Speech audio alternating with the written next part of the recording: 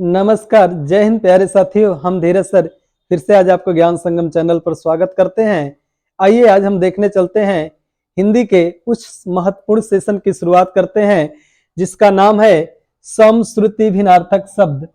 आइए अगले पेज पर चलते हैं। अगला पेज है, उस चैप्टर का ही नाम है क्या कि सम श्रुति भिन्नार्थक शब्द जो आपके उत्तर प्रदेश सिपाही से लेकर अन्य सभी एसएससी जीडी अन्य सभी एग्जामों में आपको 1 नंबर का सवाल इससे बिल्कुल आपको मिलेंगे देखने के लिए। तो आइए शुरुआत करते हैं।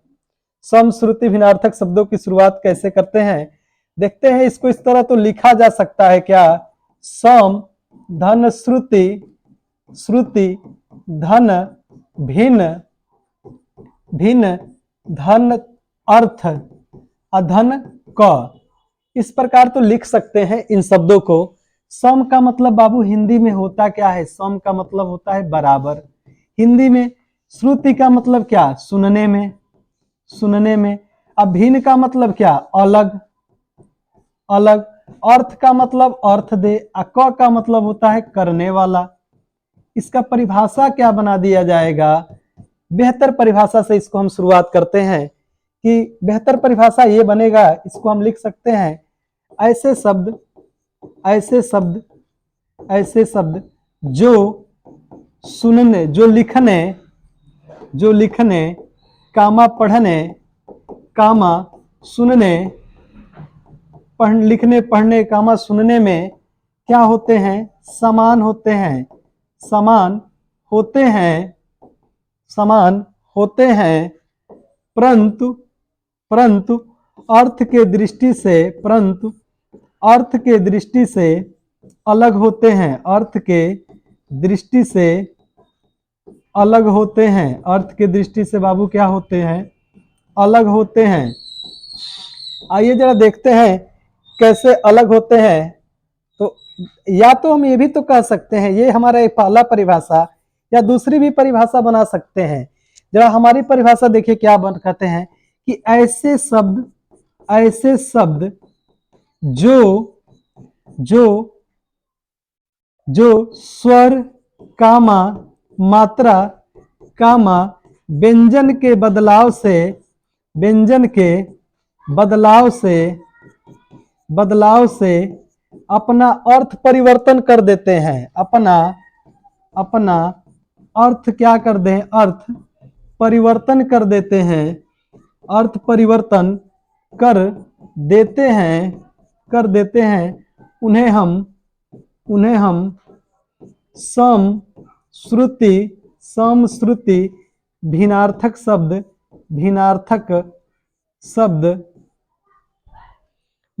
शब्द कहते हैं। किसको कहते हैं बाबू, आप इसका स्क्रीनशॉट लीजिएगा। अभी एक उदाहरण से हम समझाते हैं, आप इसका स्क्रीनशॉट बिल्कुल लीजिए। आइए समझाते, एक उदाहरण लेते हैं। जैसे हमने कहा, एक शब्द लिखा, उस शब्द में हमने लिखा क्या, अनल। एक शब्द लिखा अनल और एक शब्द लिखा अनिल। इन दोनों को देखिए ना, सिर्फ मात्रा के ही तो दृष्टि से अलग हो जा रहे हैं, इनके अर्थ में बदलाव होगा। कैसे बदलाव होगा, अनल का शाब्दिक अर्थ होता है आग होता है और अनिल का शाब्दिक अर्थ हवा होता है। मेरे साथ आप भी जरा लिखने का कार्य कीजिएगा। बिल्कुल देखिए, बड़ी अच्छा टॉपिक है, निहायत आसान टॉपिक है। आपको उत्तर प्रदेश सिपाही में 1 नंबर का सवाल, एसएससी जीडी में यदि हिंदी का कोई एग्जाम देते हैं, आपसे प्रश्न बिल्कुल पूछ दिया जाता है। अब है जिसे एक शब्द लिखे हैं बहु, ठीक, ब और हु। बहु का मतलब क्या होता है, अब बहु का मतलब क्या होता है, अच्छा जरा ये देखिएगा, छोटा ऊ का मतलब, बहु का मतलब होता है बहुत, और बड़ा बहु का मतलब क्या होता है, वधु होता है, वधु। ठीक, इस तरह हम और भी सवाल देखते हैं। एक और सवाल देखते हैं, जिसे लोग कहते हैं दिन का क्या अर्थ है। देखो दिन का कितना अच्छा सवाल है। दिन आपके उत्तर प्रदेश पुलिस में पूछा हुआ सवाल है कि दिन का अर्थ क्या हो जाएगा। ऑप्शन दे देगा गरीब, वस्त्र गरीब, अस्त्र दे देगा, दिवस गरीब, गरीब दिवस। तो जो छोटा दिन होता है इसका मतलब होता है दिवस, और जो बड़ा दिन होता है इसका मतलब होता है गरीब। बिल्कुल इसको आप हमारे साथ कलम चलाएंगे तो बहुत जल्दी तैयार होगा। आइए अगला देखते हैं। सवाल है या शब्द है क्या? भवन, और एक है भुवन। कितने लोगों को मालूम है भवन का मतलब क्या होता है? भवन का मतलब सभी कहेंगे सर भवन का मतलब तो मकान होता है, लेकिन भुवन नहीं सुने हैं। भुवन का मतलब क्या होता है? संसार होता है। बिल्कुल आप इस शब्दों को लिख लो। ठीक, एक होता है मूल्य और एक होता है मूल्य। ये मूल होता है और एक शब्द होता है मूल। अच्छा, मूल का मतलब बाबू क्या होता है? मूल का मतलब जड़ होता है, और इस मूल्य का मतलब होता है कीमत। देखो कितना आसान सवाल है, एकदम निहायत आसान आसान चीजें आपसे एग्जाम में पूछी जाएंगी। ठीक, अच्छा अगला है, कितने लोग जानते हैं कि जाया का अर्थ क्या है? और यह वाला जाया का, और जा के नीचे नुक्ता लगा दें। देखो कितना, ये भी सवाल आपका उत्तर प्रदेश एसआई का सवाल है। उत्तर प्रदेश एसआई में ये सवाल पूछा गया था, और जाया जाया का अर्थ पूछ दिया। एक जाया में बाबू ये देखो ये नुक्ता लगा दिया, नुक्ता। ठीक, तो जो जाया होता है सादा वाला जाया हम अपने पत्नी को कहते हैं, और जिसमें नुक्ता लगा होता है लोग कहते हैं वक्त न जाया कर। वक्त न जाया कर मतलब बेकार न कर, वक्त बेकार न कर। जैसे आज का स्टेज बना हुआ है, टोटल आपको 28 से 29 दिन और उत्तर प्रदेश सिपाही के लिए पढ़ना है, और यही आपका वक्त आप भी जाया न कीजिए। बिल्कुल इन सवालों को आप लिखते चलिए, हम कहे हैं कि संपूर्ण हिंदी आपको पढ़ा देंगे। आइए अगले पेज पे। अगला पेज है, अच्छा कितने लोग जानते हैं पथ का मतलब क्या होता है और पथ्य का मतलब क्या होता है? अच्छा, पथ का मतलब क्या होता है? राह होता है, और इस पथ्य का मतलब होता है बाबू आहार होता है, आहार होता है। अच्छा, एक और सवाल है, कर्म का अर्थ क्या है? और एक है क्रम का अर्थ क्या है? ये तो आप बता ले जाओगे बाबू, इतना तो कोशिश कर ही लोगे मेरे लिए। इस कर्म का मतलब क्या होता है? कर्म का मतलब होता है कि काम, और कर्म कर्म का मतलब होता है सिलसिला। सिलसिला ये प्यार का, ऐसा नहीं है, सिलसिला। ठीक, आगे देखिए, अगर हम कहें अंदर, एक शब्द लिखे हैं अंदर और एक शब्द लिखे अंतर, कितने लोग बता देंगे अंदर और अंतर में क्या अंतर है? अंदर का मतलब होता है भीतर, और अंतर का मतलब क्या होता है? अंतर का मतलब होता है भेद, या ये कह लीजिए प्रकार। अंतर का मतलब भेद या प्रकार। अच्छा, एक है, जरा इस पर ही आप स्टार करके लिख लीजिएगा, पवन और पावन। आप इस पर आप स्टार करके लिख लीजिएगा, ये सवाल आपको पूछा हुआ सवाल है। पवन और पावन का अर्थ क्या है? पवन का मतलब बाबू हवा होता है, और पावन का मतलब पवित्र होता है। बिल्कुल इन सवालों को आप लिख लो या स्क्रीनशॉट कर लो। इस ये क्रम क्रम है, पथ्य पथ्य है, अंतर और अंदर है। ठीक, अच्छा ये देखिएगा, एक और शब्द है प्रकार, और एक होता है प्राकार। अच्छा, प्रकार का मतलब क्या होता है? प्रकार का मतलब होता है अंग, या कौन सा अंग है, या कह लीजिए कौन सा हिस्सा है। प्रकार का मतलब, इस जो बड़ा वाला प्रकार है ना, ये प्रकार कहा जाता है, किला को कहा जाता है, किला। देखो अब है, हमने एक शब्द लिखा लक्ष्य, यही एक शब्द लिख रहे हैं लक्ष्य। इन दोनों में क्या अंतर है? कितने लोग बता ले जाएंगे? लक्ष्य और लक्ष्य, लग रहा आ तो रहा होगा, इसका तो मतलब आपको समझ में आ गया होगा कि हमारा उत्तर प्रदेश सिपाही क्या है, लक्ष्य है। चाहे हर हाल में हमको 60,000 में एक नियुक्ति प्रमाण पत्र लेना लेना है, लेकिन लक्ष्य का मतलब क्या होता है? लक्ष्य का मतलब अगर नियुक्ति लेंगे तभी तो आपका लक्ष्य होगा, मतलब कई लाख कमाना है। अच्छा, आइए अगला लिखते हैं।